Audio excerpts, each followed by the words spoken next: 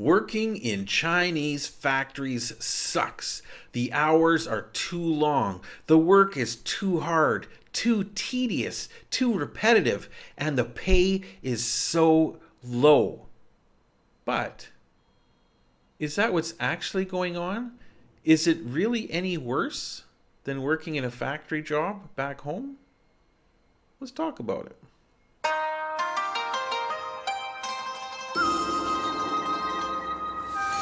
大家好，我是 Suran 在中国. Hey everyone, it's Suran in China. How y'all doing today? I hope you're having a lovely day. I'm having a fantastic day, of course, and it keeps getting better and better thanks to great viewers like you.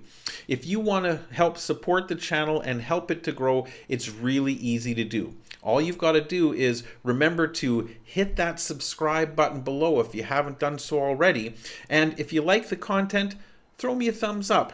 This goes a long way in helping the YouTube algorithm to find my videos and to share them with more people.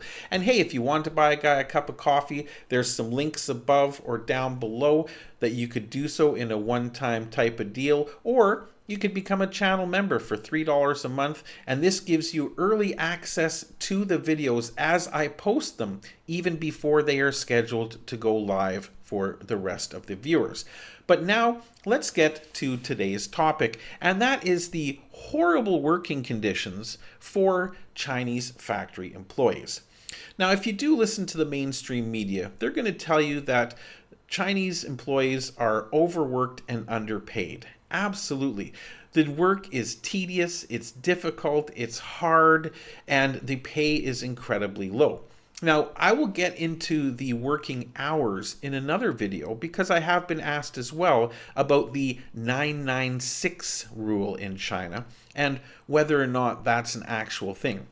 But I figured that would be enough of a topic for a completely separate video.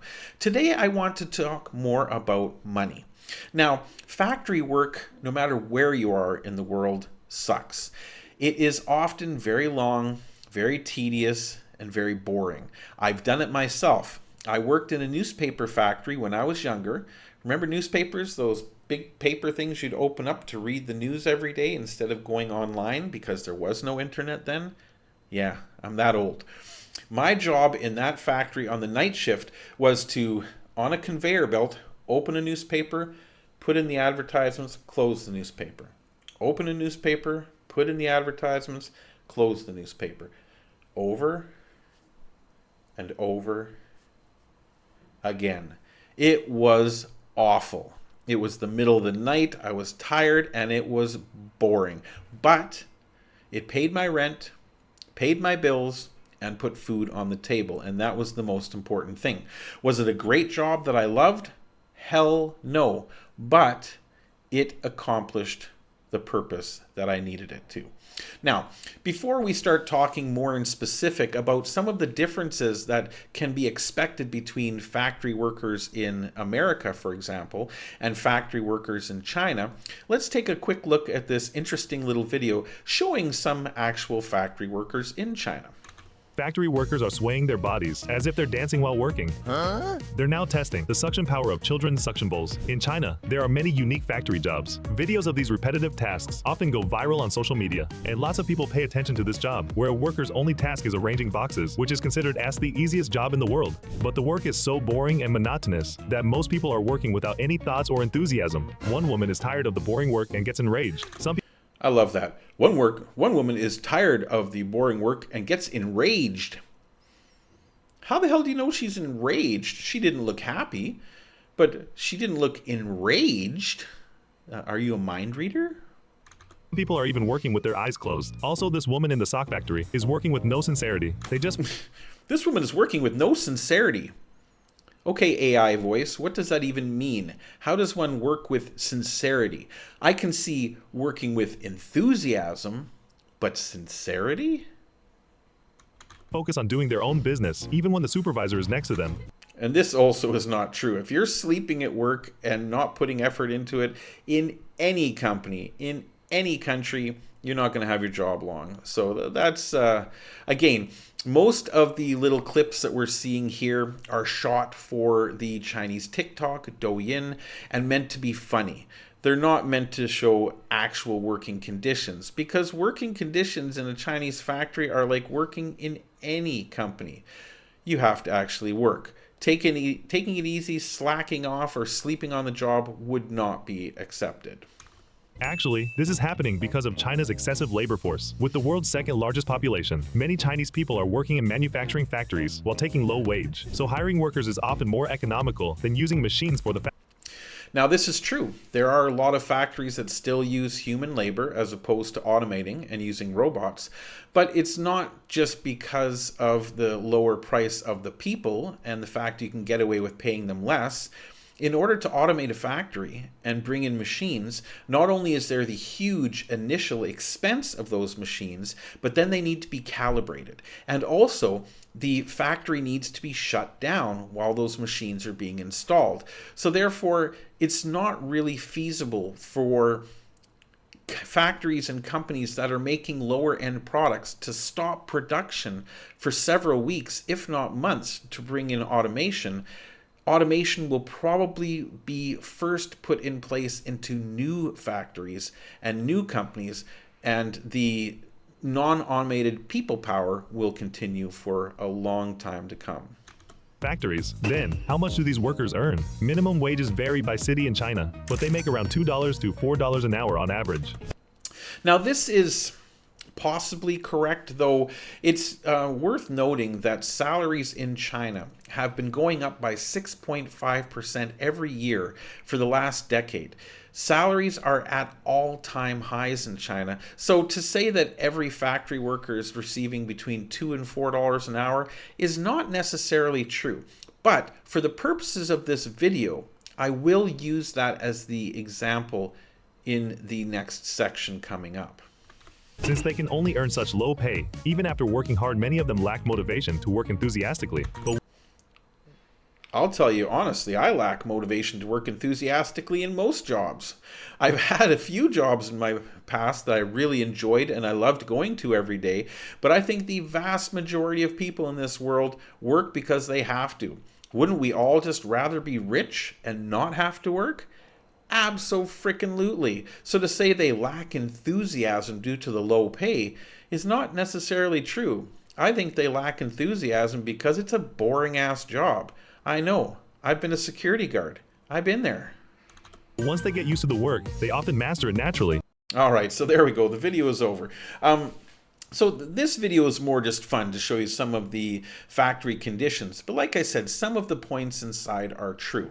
It is monotonous, it is tedious, it is boring, and there is definitely a lack of enthusiasm to go to work every day. But that's the same whether the factory is in America or in China.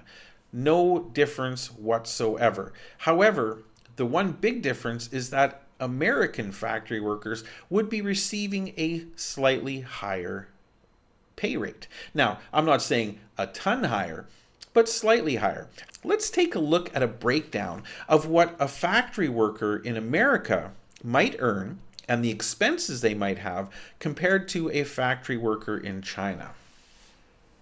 Now, I've got this worked out to show some very, very general examples. These are not specific examples. It's very generalized and very conservative. A lot of the pricing that I've put on here is actually a lot lower than it may be in real life, certainly in the case of Canada. So let's take a look at a couple American factory worker scenarios. First, the factory job best case scenario. Now, I'm not talking highly skilled people working in automotive plants or electronics plants. I'm talking about production line employees. Very, very simple, tedious, and monotonous work. So in the best case scenario, a factory worker in America might expect to make about $15 per hour. They'd work 40 hours per week, and that would earn them $2,400 per month. But then, of course, you've got income tax, so I'm going to set that as a generic 20% and say that their take-home pay each month would be $1,920 as a single person. Now, when we look at monthly expenses for that single person, rent for a one-bedroom apartment, very conservatively, especially in the case of Canada, I'm going to put it $700, whereas it may be possible to find a cheaper rent. If you live in any of the major cities or larger communities, good luck. $700 is very, very cheap. On top of that, you're going to have to pay your utilities, your gas, water, electricity, sewage, garbage removal, etc. Again, a conservative estimate of $150. Then, of course, it's mandatory nowadays that everybody needs to have a cell phone with a cell phone plan and internet. So I'm going to put that at $100. Commuting, taking the bus back and forth to work every day or having a bus pass, I'm going to put it about $80 per month. That could be very low depending on your precise situation or the city you live in, but I'm going to put it at $80.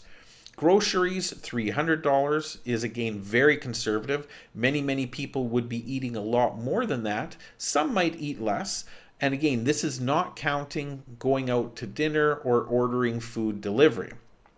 On top of that, household items, I put into this category things like haircuts, laundry, cleaning supplies, different things you need around the house on a regular basis. So all told, the total expense per month would come to $1,430. And if you take that away from the $1,920 pay after taxes, that would leave this person with a total of $490 left. At this point, they can use that money for entertainment, going out for dinner, ordering food delivery, Netflix, going to movies, going bowling, hanging out with your friends, or heaven forbid, going out to the bar. We all know how expensive that is. So that $490 is not going to last very long. On top of that, it's very important to have an emergency fund. What if one of your appliances breaks or you have a medical emergency? It's very important to have some money set aside to cover those type of costs. And then on top of that, we're all getting older. So people need to save money either for larger purchases in the future, like going on a holiday, buying a car, or buying a house. So savings is also important. But when left with $490 in your pocket, you've either got to give up entertainment altogether or utilize free entertainment or start making cuts in other places. So let's take a look at if you're really unlucky and end up having to work for the federal minimum wage in America, which is $7.25, which is absolutely disgusting. There is no way a single person can live on $7.25 per hour. No way. But let's look at the breakdown anyway. So 40 hours per week, that means your monthly income is $1,160. I'm not sure if you would pay income tax on that in America. I don't know what the cutoff is, but let's say that you paid 20%, your take-home pay would be $928. Now, of course, this is going to affect your monthly expenses a lot. So instead of renting a one-bedroom apartment, you're probably going to rent a room in a shared accommodation, whether a house or an apartment. Your utilities will be less because you're sharing those as well. So we'll put that at $50 for the utilities and $300 for the rent. Your cell phone and internet, you're probably sharing internet in the house, but you still need a cell phone plan, so I'm going to put $75. Commuting, no way you have a car making $7.25 an hour. You're taking the bus for $80 a month. Groceries are still going to be $300. That's not going to change. You might eat a little bit less because you're making less money, but typically $300 is pretty average. And then the same in household expenses. So that puts your total expenses for the month at $905. So if your take-home pay is $928, that leaves you $23 in your pocket. That means that a car is not an option. Entertainment, other than free entertainment, going for walks and going to the public library, is not an option. Emergency fund, not an option. Savings, not an option, right? This is the reality of having a very low-paid, minimum wage paying job in America. Canada, it's even worse. Now in Canada, the minimum wage is $15 an hour, but the cost of living is much higher than it is in even the USA. So now let's take a look at the flip side. Let's see what it's like for the average factory worker in China, okay? So I'm going to use the hourly wage for this worker at $4 per hour. So working 50 hours a week, because the hours will be longer in China, that is true, you're looking at a monthly income of $800. And I know a lot of you are thinking, wow, 800 bucks. Oy. But let's break down the monthly expenses. Typically, for a salary that low, the employees in China would not be paying any type of income tax. So, monthly expenses, this is where it gets important. Rent, meals, work clothes, work equipment, free. If you are working in a factory for one of these lower paying jobs, you will be provided with accommodation, 3 meals a day, 3 hot, healthy meals a day, and everything you need for work, whether it's uniforms, tools, etc. There will be no commute. You will live in a dormitory next to your workplace. So you don't have to worry about transportation to and from work, or in the instance that your dormitory is some distance from work, the company would provide buses to bring the employees back and forth. On top of that, these employees will get a minimum of 10 days of paid annual leave every year. Oftentimes they will get more, as they will be traveling back to their hometowns to visit their families. And also for that reason, companies will very often, let me specify, Chinese companies will very often provide an annual bonus to those employees to make their transportation and their trip back to visit their families even better. On top of that, of course, they will need their cell phone and internet, though the majority of people in China, and especially the lower income people, their cell phone plan is their internet as well, and they can honestly get a package for $10, which would more than suit everything they might want to do. So the total expenses for the month would be $10, leaving them $790 in their pockets. Right? Now, China is a culture that has made a point of saving money for generations. It is very common, as I've mentioned in previous videos, to save 60% of your salary every single month. So by saving 60% of that $790, these people would have $475 going into the bank every month, leaving them $315 as spending money. Now, most of these people, these hardworking people, newly gongzo, they will not spend $300 a month US on entertainment. That simply isn't necessary. Going to movies, going out and doing fun activities with your friends, going out and having a couple beers, going to the restaurants, or getting food delivery is simply not that expensive. So I would suggest that these people would likely put away 70 to 80% of their salary every single month and then have fun with the rest of it.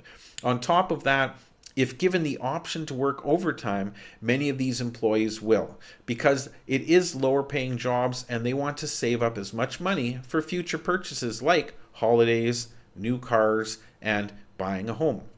So as you can see, there is a substantial difference in how these jobs are perceived.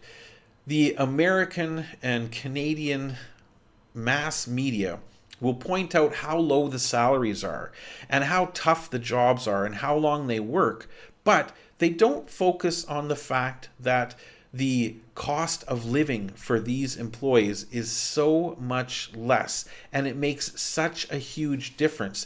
They are actually putting more money in the bank every month than the workers at the $15 per hour job, over 3 times the salary, because they don't pay for rent, they don't pay for food, they don't pay for daily use items. All they pay for is the simple things like their cell phone plan and a little bit of entertainment. So when it comes to working 10 hours a day in a menial and tedious job, would you rather get $15 an hour in America and have no money left at the end of the month, living paycheck to paycheck, or do the same kind of job in China and have 90% of your pay at the end of the month for you to do with whatever you like? You tell me. Anyway, I hope you enjoyed today's video. I'm looking forward to making more videos like this in the future. If you have any ideas, any questions, any concerns, by all means, let me know in the comments below. Otherwise, I will see you in the next video. Sai Chen.